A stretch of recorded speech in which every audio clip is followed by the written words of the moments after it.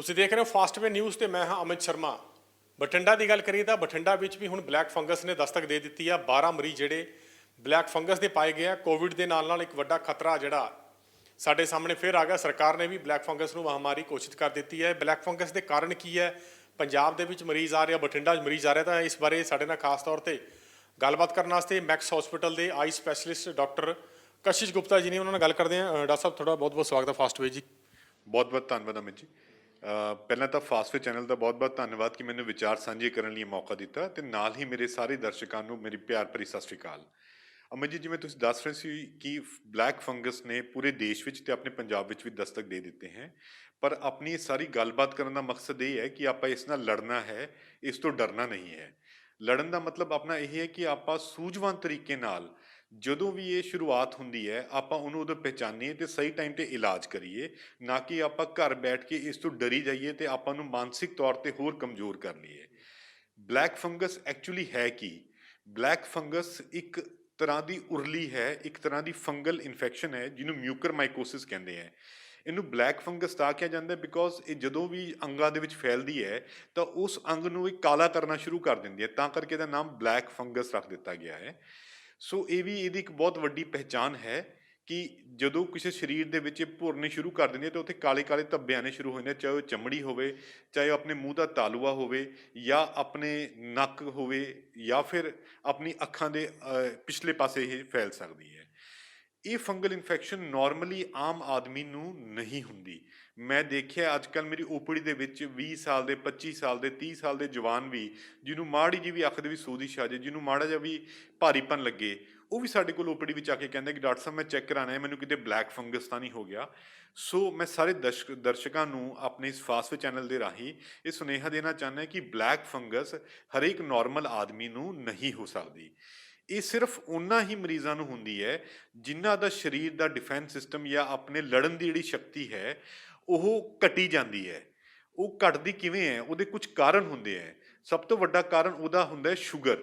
ਜਿਹੜੇ ਮਰੀਜ਼ ਸ਼ੂਗਰ ਵਾਲੇ ਹੁੰਦੇ ਹੈ ਉਹਨਾਂ ਦਾ ਸਰੀਰ ਕਮਜ਼ੋਰ ਹੋਣ ਕਰਕੇ ਉਹਨਾਂ ਦੇ ਵਿੱਚ ਬਲੈਕ ਫੰਗਸ ਦਾ ਅਟੈਕ ਹੋਣਾ ਕਾਫੀ ਚਾਂਸਿਸ ਹੁੰਦੇ ਆ ਉਹਦੇ ਵਿੱਚ। ਦੂਸਰਾ ਇੱਕ ਵੱਡਾ ਕਾਰਨ ਦੇਖਿਆ ਗਿਆ ਕੈਂਸਰ ਵਾਲੇ ਮਰੀਜ਼, ਉਹਨਾਂ ਦੇ ਸਰੀਰ ਦੇ ਵਿੱਚ ਬਿਕੋਜ਼ ਕੈਂਸਰ ਕਰਕੇ ਵੈਸੇ ਸਰੀਰ ਕਮਜ਼ੋਰ ਹੁੰਦਾ ਹੈ, ਪਲੱਸ ਕੈਂਸਰ ਦਵਾਈਆਂ ਕਰਕੇ ਵੀ ਹੋਰ ਕਮਜ਼ੋਰੀ ਰਹਿਣ ਕਰਕੇ ਉਹਨਾਂ ਦੀ ਸ਼ਕਤੀ ਜਿਹੜੀ ਹੁੰਦੀ ਹੈ ਉਹ ਲੜਨ ਦੀ ਘਟ ਜਾਂਦੀ ਹੈ। ਤੀਸਰਾ ਇੱਕ ਵੱਡਾ ਤਬਕਾ ਜਿਵੇਂ HIV ਦੇ ਪੇਸ਼ੈਂਟ ਹੁੰਦੇ ਹੈਗੇ ਹੈ, ਉਹਨਾਂ ਦਾ ਸਰੀਰ ਕਮਜ਼ੋਰ ਹੁੰਦਾ ਹੈ, ਜਿਨ੍ਹਾਂ ਨੂੰ TB ਹੁੰਦੀ ਹੈ, ਜਿਨ੍ਹਾਂ ਨੂੰ ਕਿਸੇ ਵੀ ਬਿਮਾਰੀ ਲਈ ਸਟੀਰੋਇਡਸ ਲੰਬੇ ਸਮੇਂ ਲਈ ਦਿੱਤੇ ਜਾਂਦੇ ਹੈ, ਜਿਵੇਂ ਕਿ ਕੋਈ ਅੰਗ ਬਦਲਿਆ ਜਾਵੇ, ਜਾਂ ਕਈਆਂ ਨੂੰ ਕਿਡਨੀ ਦੀ ਕਈ ਪ੍ਰੋਬਲਮ ਜਿਹਨੂੰ ਨੈਫਰੋਟਿਕ ਸਿੰਡਰੋਮ ਕਹਿੰਦੇ, ਉਹਦੇ ਵਾਸਤੇ ਸਟੀਰੋਇਡ ਲੰਬੇ ਸਮੇਂ ਚੱਲਦੇ ਹੈ।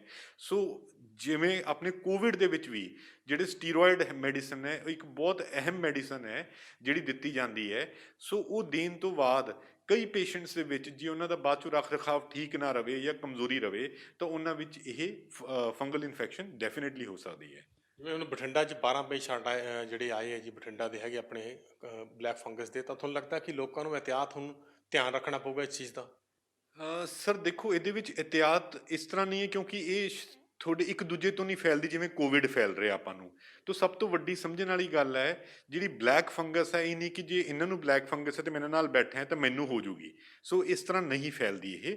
ਸੋ ਇਹ ਸਮਝਣਾ ਪਊਗਾ ਆਪਾਂ ਨੂੰ। ਤਾਂ ਇਸ ਕਰਕੇ ਇਸ ਤੋਂ ਡਰਨਾ ਨਹੀਂ, ਪਰ ਆਪਣੇ ਸਰੀਰ ਤੇ ਆਪਣੇ ਮਨ ਨੂੰ ਤਗੜਾ ਕਰਨਾ ਹੈ। ਸਰੀਰ ਨੂੰ ਤਗੜਾ ਕਰਨ ਵਾਸਤੇ ਚੰਗੀ ਖੁਰਾਕ ਲਓ। ਜਿਹੜੀ ਵੀ ਤੁਹਾਨੂੰ ਕੋਈ ਬਿਮਾਰੀ ਹੈ ਉਹਦੀ ਦਵਾਈਆਂ ਟਾਈਮ ਸਿਰ ਤੇ ਸਹੀ ਮਾਤਰਾ ਵਿੱਚ ਲਓ। ਮਾਨਸਿਕ ਤੌਰ ਤੇ ਆਪਣੇ ਜਿਹੜਾ ਸਰੀਰ ਹੈ ਜਾਂ ਆਪਣਾ ਮਨ ਹੈ ਉਹਨੂੰ ਠੀਕ ਕਰਨ ਲਈ ਧਿਆਨ ਕਰੋ, ਮੈਡੀਟੇਸ਼ਨ ਕਰੋ, ਬਰੀਦਿੰਗ ਐਕਸਰਸਾਈਜ਼ ਕਰੋ। ਇਹ ਸਾਰੀ ਚੀਜ਼ਾਂ ਜਿਹੜੀ ਪੋਜ਼ਿਟਿਵਿਟੀ ਹੈ ਉਹ ਤੁਹਾਨੂੰ ਹੈਲਪ ਕਰੂਗੀ ਕਿ ਤੁਹਾਨੂੰ ਫੰਗਸ ਜੇ ਤੁਹਾਨੂੰ ਤੁਹਾਡੇ ਨਾਲ ਕੰਟੈਕਟ ਵਿੱਚ ਵੀ ਆ ਗਏ ਤਾਂ ਵੀ ਤੁਹਾਡੇ ਅੰਦਰ ਤੁਹਾਨੂੰ ਕੁਝ ਕਰ ਨਹੀਂ ਪਾਏਗੀ ਇਹ। ਸਭ ਕਿੰਨੇ ਕੁ ਪੇਸ਼ੈਂਟ ਆਪਣੇ ਕੋਲ ਆ ਰਹੇ ਆ ਤੇ ਕਿਸ ਪ੍ਰੋਬਲਮ ਕਿਸ ਤਰੀਕੇ ਦੀ ਹੁਣ ਜਿਹੜੀ ਦੇਖਣ ਨੂੰ ਮਿਲ ਰਹੀ ਹੈ ਉਹਨੂੰ, ਜਿਹੜੇ ਆਪਣੇ ਕੋਲ OPD 'ਚ ਆ ਰਹੇ ਆ? ਸਰ ਸਾਡੇ ਕੋਲ ਜਨਰਲ ਪੇਸ਼ੈਂਟ ਤਾਂ ਹੁਣ ਇਸ ਟਾਈਮ ਤੇ ਬਿਕੋਜ਼ ਕਰੋਨਾ ਹੈਗਾ ਤਾਂ ਅਸੀਂ ਵੀ ਬਹੁਤ ਜ਼ਿਆਦਾ ਪ੍ਰੋਤਸਾਹਨ ਨਹੀਂ ਦਿੰਦੇ ਪੇਸ਼ੈਂਟ ਨੂੰ, ਤੇ OPD ਪੇਸ਼ੈਂਟਸ ਤਾਂ ਅੱਗੇ ਨਾਲੋਂ ਘੱਟ ਆ ਰਹੇ ਹੈ। ਬਟ ਜਿਹੜੇ ਬਲੈਕ ਫੰਗਸ ਵਾਲੇ ਪੇਸ਼ੈਂਟ ਹੈ ਹਜੇ ਤੱਕ ਮੈਂ 4 ਕੇਸ ਦੇਖੇ ਹੈਗੇ ਹੈ ਜਿਹਦੇ ਵਿੱਚ ਅਸੀਂ ਦੇਖਿਆ ਕਿ ਅਲੱਗ-ਅਲੱਗ ਸਟੇਜ ਦੇ ਪੇਸ਼ੈਂਟ ਆਏ ਹੋਏ ਹੈਗੇ ਹੈ। ਤਾਂ ਉਹਨਾਂ ਵਿੱਚੋਂ ਇੱਕ ਨੂੰ ਅੱਗੇ ਆਪਰੇਟ ਵੀ ਕਰਾਉਣਾ ਪਿਆ ਹੈਗਾ ਤੇ 2-3 ਦਾ ਇਲਾਜ ਚੱਲ ਰਿਹਾ ਹੈਗਾ। ਸੋ ਇਸ ਤਰ੍ਹਾਂ ਕਰਕੇ ਵੱਖ-ਵੱਖ ਆਪਣੇ ਜਗ੍ਹਾ ਦੇ ਵਿੱਚ ਇਹ ਹੋ ਸਕਦਾ ਹੈਗਾ। ਲੋਕਾਂ ਨੂੰ ਕੀ ਕਹੋਗੇ, ਕਿਉਂਕਿ ਕੋਵਿਡ ਦੀ ਹਜੇ ਵੀ ਮਤਲਬ ਮਰੀਜ਼ ਵੱਧ ਰਹੇ ਹੈ, ਚਾਹੇ ਉਹ ਅਸੀਂ ਮਾਸਕ ਨਾ ਲਾਈਏ, ਲੋਕਾਂ ਨੂੰ ਕੀ ਕਹੋਗੇ ਕਿਉਂਕਿ ਇਹ ਬਿਮਾਰੀ ਫੈਲ ਰਹੀ ਹੈ ਅੱਗੇ ਬਹੁਤ ਜ਼ਿਆਦਾ? ਸਰ ਦੇਖੋ, ਸਭ ਤੋਂ ਵੱਡੀ ਗੱਲ ਹੈ ਕਿ ਆਪਾਂ ਇਹ ਜਿਹੜੀ ਸੈਕੰਡ ਵੇਵ ਜਾਂ ਦੂਜੀ ਲਹਿਰ ਕੋਵਿਡ ਦੀ ਆ ਰਹੀ ਹੈ, ਉਹਦੇ ਵੀ ਸ਼ਾਇਦ ਕਿਤੇ ਨਾ ਕਿਤੇ ਗੁਨੇਗਾਰ ਆਪਾਂ ਆਪ ਹੀ ਹੈ। ਪਹਿਲੀ ਲਹਿਰ ਆਉਣ ਤੋਂ ਬਾਅਦ ਆਪਾਂ ਸੋਚਿਆ ਕਿ ਆਪਾਂ ਸ਼ਾਇਦ ਕਰੋਨਾ ਨੂੰ ਜਿੱਤ ਲਿਆ ਤੇ ਆਪਾਂ ਬਿਲਕੁਲ ਢਿੱਲੇ ਪੈ ਗਏ, ਆਪਾਂ ਮਾਸਕ ਲਾਣੇ ਬੰਦ ਕਰਤੇ। ਕਈ ਲੋਕ ਤਾਂ ਇਹ ਵੀ ਸਵਾਲ ਕਹਿੰਦੇ ਸੀ ਕਿ ਜੀ ਇਹ ਕਰੋਨਾ ਹੈ ਵੀ। ਸੋ ਹੁਣ ਜਦੋਂ ਉਹ ਆਪਣੇ ਪੂਰਾ ਤਾਂਡਵ ਕਰ ਰਿਹਾ ਤੇ ਆਪਾਂ ਸਮਝ ਪਾ ਰਹੇ ਹਾਂ ਕਿ ਇਹ ਕਿੰਨਾ ਖਤਰਨਾਕ ਹੈ। ਤੋ ਇਸ ਕਰਕੇ ਆਪਾਂ ਨੂੰ ਇਹ ਬਹੁਤ ਸਮਝਣਾ ਪਏਗਾ ਕਿ ਹੁਣ ਜੇ ਸੈਕੰਡ ਵੇਵ ਖਤਮ ਵੀ ਹੁੰਦੀ ਹੈ, ਉਹਦੇ ਬਾਅਦ ਵੀ ਆਪਾਂ ਮਾਸਕ ਪਾਣੇ ਨਹੀਂ ਛੱਡਣੇ ਅਗਲੇ ਸਾਲ 2 ਸਾਲ ਲਈ, ਜਦੋਂ ਤੱਕ ਸਰਕਾਰ ਵੱਲੋਂ ਆਪਾਂ ਨੂੰ ਕਲੀਅਰ ਕੱਟ ਹਦਾਇਤਾਂ ਨਹੀਂ ਆ ਜਾਂਦੀਆਂ। ਜਦੋਂ ਆਪਾਂ ਬਾਹਰ ਜਾਣੇ, ਕੋਸ਼ਿਸ਼ ਕਰੋ ਕਿ ਪੂਰੀ ਬਾਹਾਂ ਦੀ ਸ਼ਰਟ ਜਾਂ ਪੂਰੀ ਬਾਹਾਂ ਦੇ ਕੱਪੜੇ ਪਾ ਕੇ ਨਿਕਲੋ, ਤਾਂ ਕਿ ਆਪਣਾ ਸਰੀਰ ਢੱਕਿਆ ਰਵੇ ਤੇ ਆਪਾਂ ਨੂੰ ਇਧਰੋਂ ਉਧਰੋਂ ਕੋਈ ਵੀ ਬਿਮਾਰੀਆਂ ਨਾ ਫੈਲਣ। ਸੋ ਇਸ ਸਮੇਂ ਡਾਕਟਰ ਕਸ਼ਿਸ਼ ਗੁਪਤਾ ਜਿਹੜੇ ਮੈਕਸ ਹਸਪੀਟਲ ਦੇ ਮਾਹਰ ਡਾਕਟਰ ਨੇ, ਇਹਨਾਂ ਦਾ ਕਹਿਣਾ ਕਿ ਜਿਹੜੀ ਬਲੈਕ ਫੰਗਸ ਹੈਗੀ ਹੈ, ਲੋਕਾਂ ਨੂੰ ਡਰਨ ਦੀ ਲੋੜ ਨਹੀਂ ਹੈਗੀ, ਇਹ ਇੱਕ ਦੂਜੇ ਤੋਂ ਨਹੀਂ ਹੁੰਦੀ। ਜਿਹੜੇ ਕੋਵਿਡ ਦੇ ਪੇਸ਼ੈਂਟ ਹੈਗੇ ਜਾਂ ਸਟੀਰੋਇਡ ਜ਼ਿਆਦਾ ਜਿਨ੍ਹਾਂ ਦੀ ਬੋਡੀ 'ਚ ਹੈਗਾ, ਜਿਨ੍ਹਾਂ ਦੀ ਬੋਡੀ ਜ਼ਿਆਦਾ ਵੀਕ ਹੋ ਰਹੀ ਹੈ, ਉਹਨਾਂ ਦੇ ਵਿੱਚ ਇਹ ਦਿੱਕਤ ਆ ਰਹੀ ਹੈ। ਇਸ ਕਰਕੇ ਘਬਰਾਉਣ ਦੀ ਜ਼ਰੂਰਤ ਨਹੀਂ ਹੈਗੀ, ਆਪਣਾ ਧਿਆਨ ਰੱਖੋ ਤੇ ਕੋਵਿਡ ਦੀ ਜਿਹੜੀ ਗਾਈਡਲਾਈਨਸ ਹੈਗੀ ਉਹਦੀ ਪਾਲਣਾ ਕਰੋ, ਤਾਂ ਕਿ ਅਸੀਂ ਇਸ ਮਹਾਮਾਰੀ ਤੋਂ ਬਚ ਸਕੀਏ। ਡਾਕਟਰ ਸਾਹਿਬ ਸਾਡੇ ਨਾਲ ਕੁਝ ਹੋਰ ਵੀ ਕਹਿਣਾ ਚਾਹੁੰਦੇ ਹਾਂ ਜੀ ਡਾਕਟਰ ਸਾਹਿਬ? ਇਹਦੇ ਵਿੱਚ ਮੈਂ ਇੱਕ ਗੱਲ ਜ਼ਰੂਰ ਤੁਹਾਨੂੰ ਕਹਿਣਾ ਚਾਹੂੰਗਾ ਕਿ ਆਪਾਂ ਇਹਦਾ ਪਤਾ ਕਿਵੇਂ ਚੱਲੂਗਾ ਕਿ ਤੁਹਾਨੂੰ ਬਲੈਕ ਫੰਗਸ ਹੋ ਰਿਹਾ ਕਿ ਨਹੀਂ ਹੋ ਰਿਹਾ। ਤਾਂ ਨਾਰਮਲੀ ਜਦੋਂ ਵੀ ਬਲੈਕ ਫੰਗਸ ਸਟਾਰਟ ਹੁੰਦਾ ਹੈਗਾ, ਉਹ ਰਾਈਨੋ ਸੈਰੀਬਰਲ ਹੁੰਦਾ, ਜਿਹੜਾ ਨੱਕ ਚੋਂ ਆਪਣੇ ਅੱਖ ਦੇ ਪਿਛਲੇ ਹਿੱਸੇ ਤੇ ਫਿਰ ਦਿਮਾਗ ਤੱਕ ਜਾਂਦਾ ਹੈ। ਸੋ ਇਹਦੀ ਸ਼ੁਰੂਆਤ ਯੂਜੂਅਲੀ ਨੱਕ ਤੋਂ ਹੁੰਦੀ ਹੈ। ਤਾਂ ਤੁਹਾਨੂੰ ਦੇਖੋਗੇ ਕਿ ਰਾਤ ਨੂੰ ਸਾਹ ਲੈਣ 'ਚ ਦਿੱਕਤ ਆਉਣ ਲੱਗ ਗਈ 2-3 ਦਿਨ ਲਈ, ਨੱਕ ਭਰਿਆ ਰਹਿੰਦਾ ਹੈਗਾ, ਗੱਲ ਦਾ ਜਿਹੜਾ ਇੱਕ ਪਾਸਾ ਹੈ ਉਹ ਸੁੱਜਿਆ ਹੋ ਸਕਦਾ ਹੈ, ਹੱਥ ਲਾਉਣ 'ਤੇ ਉੱਤੇ ਦਰਦ ਹੋ ਸਕਦਾ ਹੈ, ਜਾਂ ਤੁਹਾਡੇ ਦੰਦ ਵਿੱਚ ਵੀ ਇੱਕ ਪਾਸੇ ਦਰਦ ਹੋ ਸਕਦਾ, ਤੁਹਾਨੂੰ ਲੱਗੂ ਜਿਵੇਂ ਦੰਦ ਦਾ ਦਰਦ ਹੋ ਰਿਹਾ ਹੈ, ਜਾਂ ਫਿਰ ਤੁਹਾਡੇ ਤਾਲੂ ਦੇ ਨਿਚਲੇ ਪਾਸੇ ਕਾਲੇ ਸਪੌਟਸ ਆ ਸਕਦੇ ਹੈ। ਇਹ ਕੁਝ ਅਰਲੀ ਸਾਈਨਸ ਹੈ ਮਿਊਕਰਮਾਈਕੋਸਿਸ ਜਾਂ ਬਲੈਕ ਫੰਗਸ ਦੇ। ਸੋ ਤੁਹਾਨੂੰ ਇਹੋ ਜਿਹਾ ਕੋਈ ਸਾਈਨ ਲੱਗੇ ਤਾਂ ਫਿਰ ਤੁਸੀਂ ਆਪਣੇ ਨੱਕ ਕੰਨ ਗਲੇ ਵਾਲੇ ਡਾਕਟਰ ਜਾਂ ਅੱਖਾਂ ਵਾਲੇ ਡਾਕਟਰ, ਜਿਹੜਾ ਵੀ ਤੁਹਾਨੂੰ ਲੱਗਦਾ ਹੈ, ਉਹਨੂੰ ਜ਼ਰੂਰ ਦਿਖਾਓ ਤੇ ਸਮੇਂ ਸਿਰ ਦਾ ਇਲਾਜ ਕਰਾਓ।